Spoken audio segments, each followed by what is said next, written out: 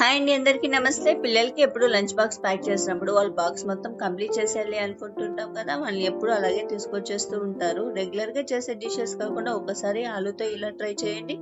హెల్దీగా చాలా టేస్టీగా ఉంటుంది. పిల్లలు చాలా ఇష్టంగా తినేస్తారు. ప్రాసెస్ లోకి వెళ్ళిపోదాం.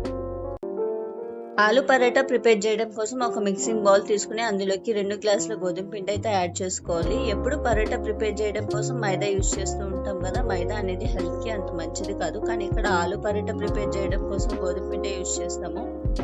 2 గ్లాసెస్ గోధుమ పిండికి 2.5 గ్లాస్ వాటర్ పడుతుంది. కొద్ది కొద్దిగా వేసుకుంటూ మిక్స్ చేసుకోవాలి.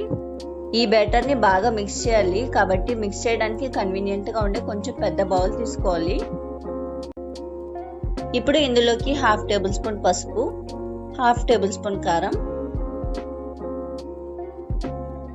1/2 టేబుల్ స్పూన్ సాల్ట్ యాడ్ చేసుకోవాలి. ఇక్కడ కారం అనేది 1/2 టేబుల్ స్పూన్ సరిపోతుంది, ఎందుకంటే తర్వాత పచ్చిమిర్చి యాడ్ చేస్తాం కాబట్టి. ఇవన్నీ యాడ్ చేసిన తర్వాత బాగా మిక్స్ చేసుకోవాలి.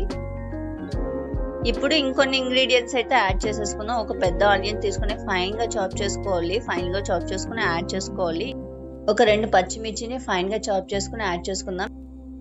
ఆలు పరాటా అనేది కర్రీ ఏం లేకుండా కూడా తినేవచ్చు, కాబట్టి మీకు ఒకవేళ కారం కావాలంటే ఒక 2 పచ్చిమిర్చి ఎక్స్ట్రా యాడ్ చేసుకుంటే సరిపోతుంది.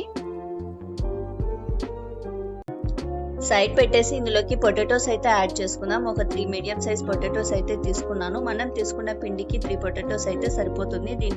ఈ పొటాటోస్ ని బాగా బాయిల్ చేసుకోవాలి. బాయిల్ చేసుకున్న తర్వాత పొటాటో మ్యాషర్ తో గానీ ఇలాగ స్పూన్ హెల్ప్ తో గానీ మ్యాష్ చేసుకోవాలన్నమాట.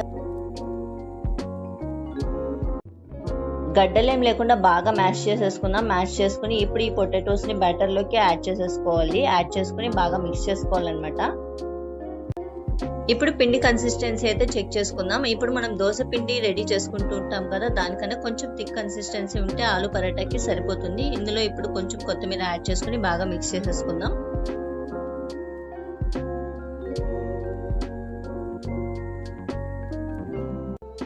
పాన్ తీసుకుని పాన్ లోకి 2 టేబుల్ స్పూన్స్ ఆయిల్ అనేది యాడ్ చేయాలన్నమాట. ఆయిల్ బాగా వేడైన తర్వాత ఇందాక పరాటా మిక్స్ రెడీ చేసుకున్నాం కదా, ఆ పరాటా మిక్స్ రెగ్యులర్ గా మనం దోశ వేస్తూ ఉంటాం కదా, అలాగే ఈ పరాటా మిక్స్ ని దోశలా వేసేసుకోవాలి. మంటని మీడియం ఫ్లేమ్ లో పెట్టి బోత్ సైడ్స్ బాగా కాలనివ్వాలి.